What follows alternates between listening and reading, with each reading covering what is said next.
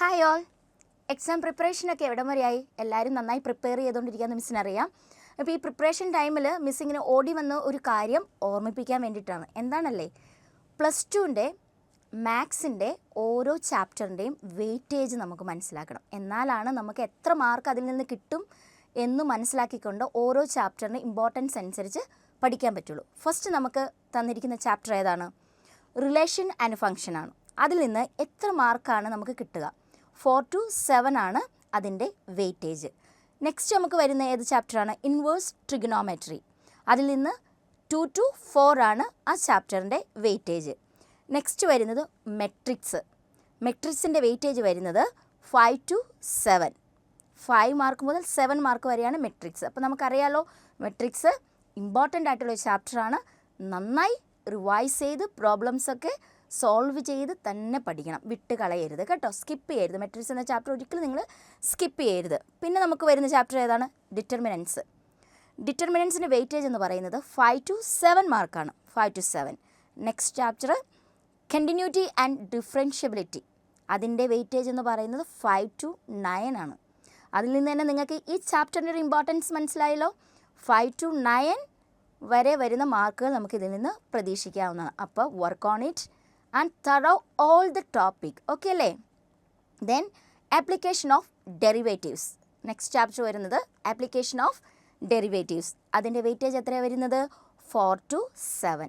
അതും ഒട്ടും കുറവായിട്ടുള്ള മാർക്കല്ല. അപ്പോൾ ഇതൊക്കെ നമ്മൾ ഈ വെയിറ്റേജ് അനുസരിച്ച് ഇമ്പോർട്ടൻസ് കൊടുത്ത് നിങ്ങൾ പഠിക്കണം. അതിനാണ് ഈ ഒരു ക്രൂഷ്യൽ ടൈമാണ്. നിങ്ങൾ നന്നായി പഠിച്ചുകൊണ്ടിരിക്കുന്ന സമയമാണ്. ഒന്ന് റിമൈൻഡ് ചെയ്യാൻ വേണ്ടിയിട്ടാണ് ഞാൻ വന്നത്. ഒരു ചാപ്റ്റർ പോലും നിങ്ങൾ വെറുതെ ഇമ്പോർട്ടൻ്റ് അല്ല എന്ന് പറഞ്ഞ് സ്കിപ്പ് ചെയ്യരുത് കേട്ടല്ലോ. ഇനി അടുത്തത് നമുക്ക് വരുന്ന ഇൻ്റഗ്രൽസ്. ഇൻ്റഗ്രൽസ് എന്ന് പറയുന്നത് വളരെ ഇമ്പോർട്ടൻ്റ് ആയിട്ടുള്ളൊരു ചാപ്റ്ററാണ്. അതിൻ്റെ വെയിറ്റേജ് എത്രയാണ്? 6 to 9 ആണ്. 6 to 9 ആണ് ആ ചാപ്റ്ററിൽ നിന്നും നമുക്ക് പ്രതീക്ഷിക്കാവുന്ന മാർക്ക് കിട്ടാവുന്ന ക്വസ്റ്റ്യൻസ് വരുന്നത്. ഓക്കെ അല്ലേ? ദെൻ അടുത്തതായിട്ട് വരുന്ന ഏതാണെന്ന് നോക്കിയേ, application of integrals. Application of ഇൻ്റഗ്രൽസിൽ നിന്ന് നമുക്ക് 2 to 4, 2 മുതൽ 4 വരെയുള്ള മാർക്കുകളാണ് നമുക്കിതിൽ നിന്ന് പ്രതീക്ഷിക്കാവുന്നത്. ഡിഫറൻഷ്യൽ ഇക്വേഷൻസ് ഈ ചാപ്റ്ററിൽ നിന്നും നമുക്ക് പ്രതീക്ഷിക്കാവുന്ന സെയിം വെയിറ്റേജ് ആണ് 2 to 4. ഓക്കെ അല്ലേ? Vector algebra. ഇതിൽ നിന്ന് നമുക്ക് 5 to 7. അത്യാവശ്യം ഇമ്പോർട്ടൻ്റ് ആയിട്ടുള്ള ചാപ്റ്ററാണ്. നന്നായി പഠിക്കണം. നന്നായി സ്കോർ ചെയ്യാൻ പറ്റുന്ന ഒരു ചാപ്റ്ററാണ്. ഓക്കെ.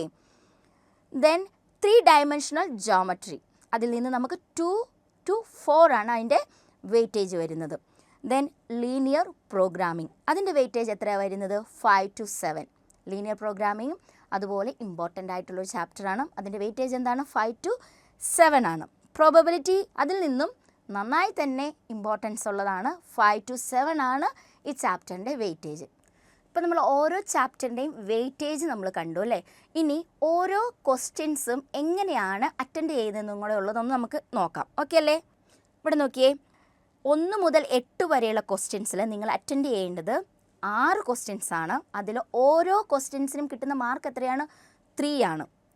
9 to 16 നിങ്ങൾ അറ്റൻഡ് ചെയ്യുന്നത് 9 to 60 എന്ന ക്വസ്റ്റ്യൻസ് നിങ്ങൾ അറ്റൻഡ് ചെയ്യേണ്ടത് 6 ക്വസ്റ്റ്യൻസ് ആണ്. അതിന് ഈച്ച് ക്വസ്റ്റ്യൻസിന് നിങ്ങൾക്ക് ലഭിക്കുന്ന മാർക്ക് 4 മാർക്കാണ്. അതുപോലെ 17 to 20, 17 to 20യിൽ നമ്മൾ അറ്റൻഡ് ചെയ്യുന്നത് എത്ര ക്വസ്റ്റ്യൻസ് ആണ്?